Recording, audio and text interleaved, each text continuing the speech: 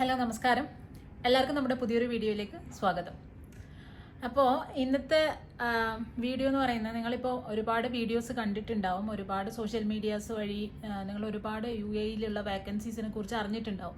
ഞാനും എൻ്റെ കഴിഞ്ഞ വീഡിയോയിൽ പറഞ്ഞതാണ്. എല്ലാവർക്കും അറിയാവുന്ന പോലെ തന്നെ ഏപ്രിലാണ് നമ്മുടെ CBSE സ്കൂളുകളിൽ പുതിയ അക്കാദമിക് ഇയർ സ്റ്റാർട്ട് ചെയ്യുന്നത്. അപ്പോൾ അതിന് വേണ്ടിയിട്ടുള്ള ഹയറിങ് ഓൾറെഡി സ്റ്റാർട്ടാവുകയാണ്. ചില സ്ഥലങ്ങളിലൊക്കെ സ്റ്റാർട്ടായിട്ടുണ്ടാവും. അപ്പോൾ ഞാൻ പറഞ്ഞ പോലെ തന്നെ പുതിയ അക്കാദമിക് ഇയർ ആകുമ്പോൾ ഒരുപാട് ടീച്ചേഴ്സ് വേറെ സ്കൂൾ മാറിപ്പോകാൻ ചാൻസ് ഉണ്ട്. കോൺട്രാക്ട് ഫിനിഷ് ചെയ്തിട്ട് ടീച്ചേഴ്സ് നിർത്തിയിട്ട് പോകാനുള്ള ചാൻസ് ഉണ്ട്. അങ്ങനെ നിങ്ങൾക്ക് ഏകദേശം ഒരു 1000-ഓളം വേക്കൻസീസ് ഉണ്ട് എന്ന് പറഞ്ഞിട്ട് പല ആൾക്കാരും ചെയ്ത വീഡിയോസൊക്കെ നിങ്ങൾ കണ്ടിട്ടുണ്ടാവും. അപ്പോൾ മെയിനായിട്ടുള്ള ഹയറിങ് നടക്കുന്നത് ഈ ഫെബ്രുവരി മാർച്ചൊക്കെയാണ്. അപ്പം ഏപ്രിലിൽ നമ്മൾ ഫ്രഷ് ആയിട്ട് ഒരുപാട് ടീച്ചേഴ്സിനെ എടുക്കുന്നുണ്ട്, എസ്പെഷ്യലി CBSE സ്കൂളുകളിൽ. അപ്പോൾ അങ്ങനെയുള്ള ഒരു പശ്ചാത്തലത്തിലാണ് ഞാൻ ഇങ്ങനെ ഒരു വീഡിയോ ചെയ്യുന്നത്. ഇപ്പോൾ തംബ്നെയിൽ കണ്ടപ്പോൾ നിങ്ങൾക്ക് മനസ്സിലായിട്ടുണ്ടാവും, നമ്മൾ ഒരേ കാൻഡിഡേറ്റ് തന്നെ നമ്മുടെ ഒരു സ്കൂളിൽ തന്നെ ഡിഫറെൻ്റ് ആയിട്ടുള്ള പോസ്റ്റിലേക്ക് ജോബിന് വേണ്ടി അപ്ലൈ ചെയ്യുന്നതായിട്ട് ധാരാളം കാണാറുണ്ട്. അതായത് പിന്നെ നമ്മൾ ഒരു കമ്പനിയിൽ ഏതെങ്കിലും ഒരു ജോലി മതി, സ്കൂളിൽ ഒരു ജോലി വേണം എന്നുള്ള ഒരു ഇൻറ്റൻഷനിൽ ടീച്ചിങ് കിട്ടിയ സന്തോഷം, അല്ലെ ടീച്ചിങ് കിട്ടിയില്ലെങ്കിൽ വേറെ എന്തെങ്കിലും സ്കൂളിൽ വർക്ക് ചെയ്യാൻ പറ്റുന്ന വേറെ എന്തെങ്കിലും ഒരു ജോലി ചെയ്യാന്നുള്ള രീതിയിൽ അപ്ലൈ ചെയ്യുന്ന ഒരുപാട് പേരെ കണ്ടിട്ടുണ്ട്.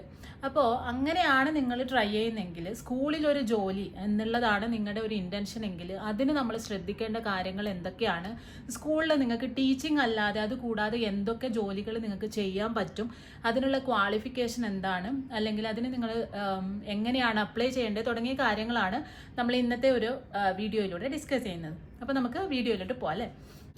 അപ്പോൾ ആൾക്കാർ ഈ ഒരു ജോലി, നമ്മൾ സ്കൂളിലെ ഏതെങ്കിലും ഒരു ജോലി എന്നുള്ളതിന് ഒരു പ്രിഫറൻസ് കൊടുക്കുന്നത് ഞാൻ മനസ്സിലാക്കിയെടുത്തോളം, ഒന്ന് നമ്മുടെ വർക്കിംഗ് അവേഴ്സാണ്. വർക്കിംഗ് അവേഴ്സ് നമ്മൾ ബാക്കി കമ്പനീസിനൊക്കെ കമ്പയർ ചെയ്യുമ്പോൾ കുറവാണ്. പിന്നെ ഇടയ്ക്കിടയ്ക്ക് വരുന്ന വെക്കേഷൻസ്, നമ്മൾ ഏപ്രിലിൽ ഒരു വെക്കേഷൻ ഉണ്ടാവും, അത് കഴിഞ്ഞ് ഡിസംബറിൽ നമുക്കൊരു വെക്കേഷൻ ഉണ്ടാവും, പിന്നെ സമ്മർ വെക്കേഷൻ നമുക്ക് 2 months ഉണ്ട്. ഇങ്ങനെയുള്ള ഫെസിലിറ്റീസ് ഒക്കെ നോക്കിയിട്ടാണ് ആൾക്കാർ സ്കൂളിൽ ഒരു ജോലി എന്നുള്ളത് പ്രിഫർ ചെയ്യുന്നത്.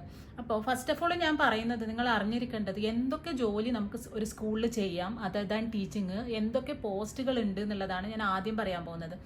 അപ്പോൾ അതിൽ 2 സെക്ഷനായിട്ട് നമുക്ക് തിരിക്കാം. ഒന്ന് അഡ്മിനിസ്ട്രേഷൻ സെക്ഷൻ, ഒന്ന് ടീച്ചിങ് സെക്ഷൻ. ഇപ്പോൾ അഡ്മിനിസ്ട്രേഷൻ സെക്ഷൻ നോക്കുകയാണെങ്കിൽ നിങ്ങൾക്ക് HR-ൽ നിങ്ങൾക്ക് വർക്ക് ചെയ്യാം, HR ആയിട്ടോ പിന്നെ സ്കൂൾ സെക്രട്ടറി ആയിട്ട്, അങ്ങനെ ഒരുപാട് ജോലീസ് നിങ്ങൾക്ക് അഡ്മിനിസ്ട്രേഷൻ ലെവലിൽ കാണാം. അതുകൂടാതെ നമ്മൾ ടീച്ചിങ് പാർട്ടിലേക്ക് വരുമ്പോൾ നമുക്ക് ടീച്ചേഴ്സ് ഉണ്ട്, അസിസ്റ്റൻറ്റ് ടീച്ചേഴ്സ് ഉണ്ട്, പിന്നെ ലാബ് അസിസ്റ്റൻറ്റുമാരുണ്ട്, കോർഡിനേറ്റേഴ്സ് ഉണ്ട്, സൂപ്പർവൈസേഴ്സ് ഉണ്ട്. അങ്ങനെ വേറൊരു കാറ്റഗറിയാണ് ഒരു ടീച്ചിങ് സെക്ഷൻ. അപ്പം ഞാനിപ്പോൾ ഇന്ന് മെയിനായിട്ട് ഫോക്കസ് ചെയ്യുന്നത് അഡ്മിനിസ്ട്രേഷൻ പാർട്ട് ഞാൻ പറയുന്നില്ല, അവിടെയുള്ള ജോലികളെ കുറിച്ച് പറയുന്നില്ല.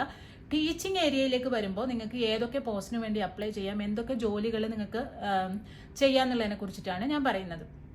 അപ്പോൾ ഫസ്റ്റ് വൺ ടീച്ചിങ് തന്നെയാണ്. ടീച്ചിങ്ങിൽ നിങ്ങൾക്ക് ഇപ്പം നിങ്ങളൊരു BEd ഉണ്ടെങ്കിൽ, നിങ്ങളൊരു പോസ്റ്റ് ഗ്രാജുവേഷനോ അല്ലെങ്കിൽ ഗ്രാജുവേഷനോ നിങ്ങൾക്ക് നിങ്ങളുടെ സബ്ജക്റ്റിൽ ഉണ്ടെങ്കിൽ, അത് റെഗുലർ ആണെങ്കിൽ, കൂടെ നിങ്ങൾക്കൊരു ടീച്ചിങ് ഡിഗ്രി ഉണ്ടെങ്കിൽ നിങ്ങൾക്ക് ടീച്ചിങ് ജോബിന് സുഖമായിട്ട് അപ്ലൈ ചെയ്യാൻ പറ്റുന്നതാണ്. അതല്ല എങ്കിൽ നിങ്ങൾക്ക് അസിസ്റ്റന്റ് ടീച്ചർ എന്നുള്ള ഒരു പോസ്റ്റ് ഉണ്ട്. അതിപ്പോൾ എല്ലാ സ്കൂളിലും കാണുന്നില്ല, പക്ഷെ എന്നിരുന്നാലും ഏകദേശം നല്ല കുറേ സ്കൂളുകളിൽ അസിസ്റ്റന്റ് ടീച്ചറായിട്ടുള്ള ജോലി ഉണ്ട്. അതായത് നമ്മൾ പഠിപ്പിക്കണ്ട, പക്ഷേ ഈ ടീച്ചർ ആബ്സെന്റ് ആണെങ്കിൽ അന്ന് അവിടെ കാര്യങ്ങൾ ചെയ്യുന്നത് അസിസ്റ്റന്റ് ടീച്ചറാണ്. അല്ലാത്ത സമയത്ത് ടീച്ചറിനൊരു സപ്പോർട്ട്, അല്ലെങ്കിൽ കുട്ടികളെ ടേക്ക് കെയർ ചെയ്യുന്ന, എസ്പെഷ്യലി ലോവർ ഗ്രേഡിലുള്ള കുട്ടികളെ അവരെ ആക്ടിവിറ്റി ചെയ്യിക്കാനും അവരുടെ ബുക്സ് എഴുതാനും പഠിക്കാനും ഒക്കെ അവർക്കൊരു സപ്പോർട്ട്, ടീച്ചറിനൊരു സപ്പോർട്ട്, ആ ഒരു രീതിയിലാണ് അസിസ്റ്റന്റ് ടീച്ചറിൻ്റെ ഒരു ജോലി. അതൊന്നുണ്ട്. പിന്നെ ലാബ് അസിസ്റ്റന്റ്, അതായത് സയൻസ് ഗ്രാജുവേറ്റ് ആണ് നിങ്ങളെങ്കിൽ, നിങ്ങളുടെ ടീച്ചിങ് അല്ല നിങ്ങളുടെ പ്രിഫറൻസ് എങ്കിൽ നിങ്ങൾക്ക് ലാബ് അസിസ്റ്റന്റ് ആയിട്ട് വർക്ക് ചെയ്യാം. അതായത് ഒരു ഹയർ സെക്കൻഡറി ലെവലിലുള്ള സ്കൂളുകളൊക്കെ ആണെങ്കിൽ, അതല്ലാതെ താഴെയുള്ള ക്ലാസ്സുകളിലും നമ്മളിവിടെ ലാബ്സ് പ്രൊവൈഡ് ചെയ്യുന്നുണ്ട്. കുട്ടികൾക്ക് ഒരു പീരീഡ് ലാബ് പീരീഡാണ്, പ്രാക്ടിക്കൽസ് ആണ്. അപ്പം ലാബിലെ കാര്യങ്ങൾ അറേഞ്ച് ചെയ്യാൻ വേണ്ടിയിട്ട് ഫിസിക്സ്, കെമിസ്ട്രി, ബയോളജി തുടങ്ങിയ ഈ ഒരു സബ്ജക്റ്റിൽ നിങ്ങൾക്കൊരു ഗ്രാജുവേഷൻ ഉണ്ടെങ്കിൽ നിങ്ങൾക്ക് ലാബ് അസിസ്റ്റന്റിന്റെ പോസ്റ്റിലേക്ക് അപ്ലൈ ചെയ്യാൻ പറ്റുന്നതാണ്. പിന്നെ അതിന് ഈ പറഞ്ഞ പോലെ ടീച്ചിങ് ഡിഗ്രി ഒന്നും മാൻഡേറ്ററി അല്ല, ആ ഒരു കാര്യം. പിന്നെ എന്ത് പോസ്റ്റ്, പിന്നെ നിങ്ങൾ കുറച്ചും കൂടി നിങ്ങൾ എക്സ്പീരിയൻസ്ഡ് ആണ് എന്നുണ്ടെങ്കിൽ ടീച്ചറിന് മുകളിൽ കോർഡിനേറ്റർ ആയിട്ട് നിങ്ങൾക്ക് അപ്ലൈ ചെയ്യാൻ പറ്റുന്നതാണ്. അതായത് ടീച്ചിങ് തന്നെ നമുക്ക് HOD പോസ്റ്റ് ഉണ്ട്. അപ്പോൾ എക്സ്പീരിയൻസ്ഡ് ആണ്, ക്വാളിഫൈഡ് ആണെങ്കിൽ HOD ആയിട്ട്. HOD ആകുമ്പോൾ നമുക്ക് ഓവറോൾ ഡിപ്പാർട്ട്മെന്റ് കാര്യങ്ങൾ നോക്കി നടത്തുന്ന കാര്യങ്ങളാണ് നമ്മുടെ മെയിൻ ഇത് വരുന്നത്. നമുക്ക് ടീച്ചിങ് അത്രയും ഉണ്ടാവില്ല. ടീച്ചിങ് അവേഴ്സ് അതർ ടീച്ചേഴ്സിനെ കമ്പയർ ചെയ്യുമ്പോൾ കുറവായിരിക്കും. ബാക്കി ആ ടീച്ചേഴ്സിനൊക്കെ കൺട്രോൾ ചെയ്യുക, അവരുടെ വർക്കൊക്കെ ഇത് ചെയ്യുക, ക്ലാസ് ഒബ്സർവ് ചെയ്യുക തുടങ്ങിയ കാര്യങ്ങളാണ് കൂടുതലായിട്ടും HOD-മാർക്ക് വരുന്നത്. അതിനു മുകളിലാണ് ഈ കോർഡിനേറ്റേഴ്സ് എന്ന് പറയുന്നത്. കോർഡിനേറ്ററിന്റെ പോസ്റ്റിലേക്ക് വേണമെങ്കിലും നിങ്ങൾക്ക് അപ്ലൈ ചെയ്യാം. അത് ഫ്രഷ് ആയിട്ടൊന്നും പറ്റില്ല. അത്ര എക്സ്പീരിയൻസ്ഡ് ആയിട്ടുള്ള ടീച്ചേഴ്സിന് ആ ഒരു ഇത് നോക്കുക. അത് ഓവറോൾ ഡിപ്പാർട്ട്മെന്റിനെ കൺട്രോൾ ചെയ്യുന്ന ഒരു പോസ്റ്റാണ് കോർഡിനേറ്റർ എന്ന് പറയുന്ന പോസ്റ്റ്. അപ്പോൾ ഇതൊക്കെയാണ് മെയിൻ ആയിട്ടുള്ള ഒരു പോസ്റ്റ്. അതല്ലാതെ നമുക്ക് നോൺ ടീച്ചിങ് വേറെ ഒരുപാട് ഇതുണ്ട്. സ്റ്റോറിൽ, പിന്നെ നമ്മുടെ ബുക്ക് സ്റ്റോർ, ഫോട്ടോസ്റ്റാറ്റ്, പിന്നെ സ്കൂളുകൾ, സ്കൂൾ ബസ്സിൽ നാനീസ്, അങ്ങനെയുള്ള കുഞ്ഞു കുഞ്ഞു പോസ്റ്റുകൾ ഒരുപാട് സ്കൂളുകളിൽ അതർ ദാൻ ദിസ് ഉണ്ട്. ഓക്കെ, അപ്പോൾ ഇതൊക്കെയാണ് മെയിൻ ആയിട്ടുള്ള പോസ്റ്റുകൾ. അപ്പം ഞാനിപ്പം ഇതിൽ ഓരോ എല്ലാം കൂടി ഒന്നും പറയുന്നില്ല. പക്ഷെ എന്നിരുന്നാലും ടീച്ചിങ് നിങ്ങൾക്ക് കിട്ടിയില്ല എങ്കിലും നിങ്ങൾ അസിസ്റ്റന്റ് ടീച്ചർ, അതൊരു കാര്യം ഞാൻ പറയുന്നു, അസിസ്റ്റന്റ് ടീച്ചറിന്റെ പോസ്റ്റിലേക്ക് അപ്ലൈ ചെയ്യാം. എനിക്ക് തോന്നുന്നു എൻ്റെ വീഡിയോസ് ഏകദേശം കാണുന്നത് അത്രയും എക്സ്പീരിയൻസ്ഡ് ആയിട്ടുള്ള ടീച്ചേഴ്സ് അല്ല.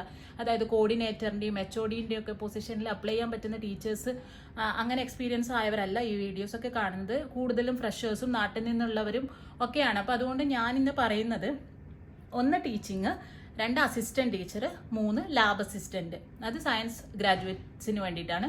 ഈ 3 പോസ്റ്റുകളെ കുറിച്ചിട്ട് ഒന്ന് ബ്രീഫായിട്ട് പറയാണ്. അപ്പോൾ ടീച്ചിങ്ങിൽ ഞാൻ നേരത്തെ പറഞ്ഞ പോലെ തന്നെ നിങ്ങൾ ഏതെങ്കിലും ഒരു സബ്ജക്റ്റിൽ ഗ്രാജുവേഷൻ അല്ലെങ്കിൽ പോസ്റ്റ് ഗ്രാജുവേഷൻ പ്ലസ് അതിൻ്റെ ടീച്ചിങ് ഡിഗ്രി ഓർ ഡിപ്ലോമ നിങ്ങൾക്ക് ഉണ്ടെങ്കിൽ, എക്സ്പീരിയൻസ് ഉണ്ടെങ്കിൽ കുറച്ചും കൂടി ബെറ്റർ ആണ്. ഈവൻ നിങ്ങൾ ഫ്രഷേഴ്സ് ആണെങ്കിലും നിങ്ങൾക്ക് അപ്ലൈ ചെയ്യാൻ പറ്റും. നല്ലൊരു CV ഉണ്ടാക്കിയിട്ട് നിങ്ങൾക്ക് ടീച്ചിങ് പോസ്റ്റിന് അപ്ലൈ ചെയ്യാം. അല്ലെങ്കിൽ ഇനി നെക്സ്റ്റ് പറയുന്നത് അസിസ്റ്റന്റ് ടീച്ചറാണ്. അസിസ്റ്റന്റ് ടീച്ചറും ഇതുപോലെ നിങ്ങൾ ഏതെങ്കിലും ഒരു സബ്ജക്റ്റിൽ ഗ്രാജുവേഷൻ ഒക്കെ ഉണ്ടെങ്കിൽ, അല്ലെങ്കിൽ ഇപ്പം നിങ്ങൾ മോണ്ടിസറി കോഴ്സും കാര്യങ്ങളൊക്കെ ഉണ്ടെങ്കിൽ, നിങ്ങൾ ടീച്ചറിനെ സപ്പോർട്ട് ചെയ്യാൻ വേണ്ടിയിട്ട് നിങ്ങൾക്ക് അസിസ്റ്റന്റ് ടീച്ചർ എന്നുള്ള ഒരു പോസ്റ്റിലേക്ക് അപ്ലൈ ചെയ്യാം. പിന്നെ പറയുന്നത് ലാബ് അസിസ്റ്റന്റിന്റെ പോസ്റ്റാണ്. നിങ്ങൾ ഫിസിക്സ്, കെമിസ്ട്രി, ബയോളജി ഇതിൽ ഏതെങ്കിലും ഒരു ഡിഗ്രി നിങ്ങൾക്ക് ഉണ്ടെങ്കിൽ അതിന് ടീച്ചിങ് ഡിഗ്രി മാൻഡേറ്ററി അല്ല. നിങ്ങൾക്ക് ലാബ് അസിസ്റ്റന്റിന്റെ പോസ്റ്റിലേക്ക് നിങ്ങൾക്ക് അപ്ലൈ ചെയ്യാൻ പറ്റുന്നതാണ്.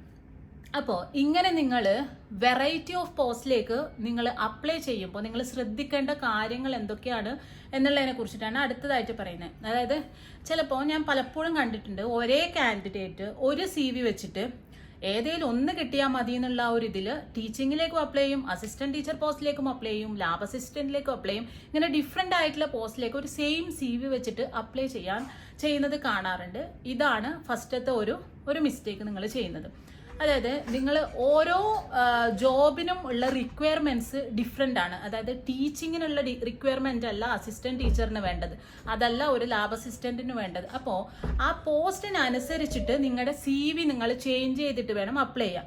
അതല്ലെങ്കിൽ നിങ്ങൾ ഈ ഒരു 3 പോസ്റ്റിനും അപ്ലൈ ചെയ്യുന്ന ഒരു കാൻഡിഡേറ്റ് ആണെങ്കിൽ നിങ്ങളുടെ കയ്യിൽ 3 CV, ഓരോന്നിനും വേറെ വേറെ ആയിട്ടുള്ള 3 CV നിങ്ങളുടെ കയ്യിൽ ഉണ്ടായിരിക്കണം. അപ്പോൾ ആ പോസ്റ്റിനനുസരിച്ചിട്ടുള്ള CV വേണം നിങ്ങൾ സെൻഡ് ചെയ്യാൻ വേണ്ടിയിട്ട്. അപ്പോൾ അതിൽ എന്തൊക്കെ മോഡുലേഷൻസ്, എന്തൊക്കെ മോഡിഫിക്കേഷൻസ് വരുത്തണം എന്നുള്ളത്.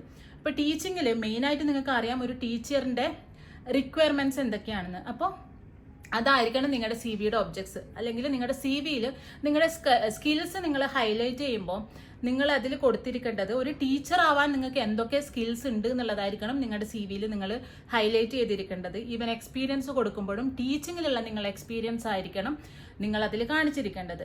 സെയിം വേ നിങ്ങളിപ്പോൾ ഒരു അസിസ്റ്റന്റ് ടീച്ചറുടെ പോസ്റ്റിലേക്കാണ് അപ്ലൈ ചെയ്യുന്നുണ്ടെങ്കിൽ നിങ്ങൾ ടീച്ചിങ്ങിന്റെ സ്കില്ലല്ല അതിൽ വെക്കേണ്ടത്.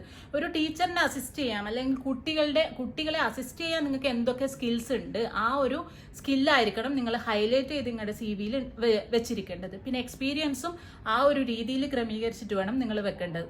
ഓക്കെ, അതേപോലെ ലാബ് അസിസ്റ്റന്റ് എന്നായിരിക്കട്ടെ, ഇതിൽ പറഞ്ഞ ഈ 2 സ്കിൽസും അല്ല നിങ്ങൾ വെക്കേണ്ടത് നിങ്ങളുടെ CV-യിൽ. ടീച്ചറിന് വേണ്ട സ്കില്ലല്ല, അസിസ്റ്റന്റ് ടീച്ചറിന് വേണ്ട സ്കില്ലല്ല. ലാബ് നിങ്ങൾക്ക് എങ്ങനെ മാനേജ് ചെയ്യാൻ പറ്റും, ലാബിലെ കാര്യങ്ങളെ കുറിച്ച് നിങ്ങൾക്ക് എത്രത്തോളം അറിയാം, ഈ നിങ്ങളെ ഒരു ലാബ് അസിസ്റ്റന്റ് ആവാൻ എന്തൊക്കെ സ്കില്ല് നിങ്ങൾക്ക് ഉണ്ട് എന്നുള്ളത് ഹൈലൈറ്റ് ചെയ്യാനുള്ള ഒരു CV ആയിരിക്കണം ഒരു ലാബ് അസിസ്റ്റന്റ് CV ആയിട്ട് നിങ്ങൾ പ്രിപ്പയർ ചെയ്യേണ്ടത്. അങ്ങനെ 3 CV നിങ്ങൾ എപ്പോഴും റെഡിയാക്കി വെച്ചിരിക്കണം. അതല്ലാതെ ഒരു ടീച്ചറിന്റെ CV തന്നെ നിങ്ങൾ ബാക്കി കണ്ട പോസ്റ്റിലേക്കൊന്നും അയച്ചു കഴിഞ്ഞാൽ അത് പരിഗണിക്കപ്പെടില്ല. ഓക്കെ, ഇതാണ് വളരെ ഇമ്പോർട്ടൻ്റ് ആയിട്ടുള്ള വേറൊരു കാര്യം. പിന്നെ പറയാനുള്ളത് ഇന്റർവ്യൂവിനെ കുറിച്ചിട്ടാണ്. ഇന്റർവ്യൂ എന്ന് പറയുന്നതും 3 കാറ്റഗറിയിലേക്കും ഡിഫറെന്റ് ആയിട്ടുള്ള ഇന്റർവ്യൂ ക്വസ്റ്റ്യൻസ് ആയിരിക്കും നിങ്ങൾക്ക് കിട്ടുന്നത്. അപ്പൊ അതിനെ കുറിച്ചിട്ട് ജനറൽ ആയിട്ടുള്ള ഒരു നോളജും നിങ്ങൾക്ക് ഉണ്ടായിരിക്കണം. HR interview may be same ആയിരിക്കാം, കാരണം നിങ്ങളുടെ റെഗുലർ ആയിട്ടുള്ള നിങ്ങളുടെ ഇൻട്രൊഡക്ഷനും നിങ്ങളുടെ ബാക്ക്ഗ്രൗണ്ടും നിങ്ങളുടെ എഡ്യൂക്കേഷൻ ബാക്ക്ഗ്രൗണ്ടും തുടങ്ങിയ കാര്യങ്ങളായിരിക്കും HR ഇന്റർവ്യൂവിൽ ചോദിക്കുന്നത്. അതിപ്പോൾ ടീച്ചിങ്ങിനാണെങ്കിലും അസിസ്റ്റന്റ് ടീച്ചറിനാണെങ്കിലും ലാബ് അസിസ്റ്റന്റ് ആണെങ്കിലും ഏറെക്കുറെ ഓൾമോസ്റ്റ് ആയിരിക്കും HR ഇന്റർവ്യൂ. പക്ഷേ നിങ്ങൾ നിങ്ങളുടെ സബ്ജക്ട് ഇന്റർവ്യൂവിലേക്ക് വരുമ്പോൾ, അല്ലെങ്കിൽ നിങ്ങളുടെ കോർഡിനേറ്ററോ പ്രിൻസിപ്പലോ അല്ലെങ്കിൽ ഇങ്ങനെയുള്ള അതോറിറ്റീസ് നിങ്ങളെ ഇന്റർവ്യൂ ചെയ്യുമ്പോൾ നിങ്ങൾ ടീച്ചിങ് ഇന്റർവ്യൂവിന് ഒരു ടീച്ചറിന്റെ പോസ്റ്റിലേക്ക് ചോദിക്കുന്ന ക്വസ്റ്റ്യൻ ആയിരിക്കില്ല നിങ്ങളുടെ അസിസ്റ്റന്റ് ടീച്ചർ പോസ്റ്റിലേക്ക് വരുമ്പോൾ നിങ്ങളോട് ചോദിക്കുന്നത്, ലാബ് അസിസ്റ്റന്റ് പോസ്റ്റിലേക്ക് വരുമ്പോൾ നിങ്ങളോട് ചോദിക്കുന്നത്. അപ്പം ജനറൽ ആയിട്ട് നിങ്ങൾ ഒരു ടീച്ചിങ് ഇന്റർവ്യൂവിൽ കോമൺ ആയിട്ട് ചോദിക്കുന്ന കാര്യങ്ങൾ എന്തൊക്കെയാണെന്നുള്ളത് നിങ്ങൾ പഠിച്ചു വെക്കുക. നിങ്ങളുടെ സബ്ജക്ട് ഏതാണോ അതിലുള്ള കോമൺ കുറച്ച് ബേസിക് ആയിട്ടുള്ള കുറച്ച് കാര്യങ്ങൾ പഠിച്ചു വെക്കാം. അതേപോലെ ടീച്ചിങ് ഇന്റർവ്യൂവിൽ നിങ്ങൾക്ക് സെർച്ച് ചെയ്ത് ഒരുപാട് കാണാൻ പറ്റും. ഈവൻ എനിക്കൊന്നും ഞാൻ തന്നെ വീഡിയോസ് ചെയ്തിട്ടുണ്ട് തോന്നുന്നു.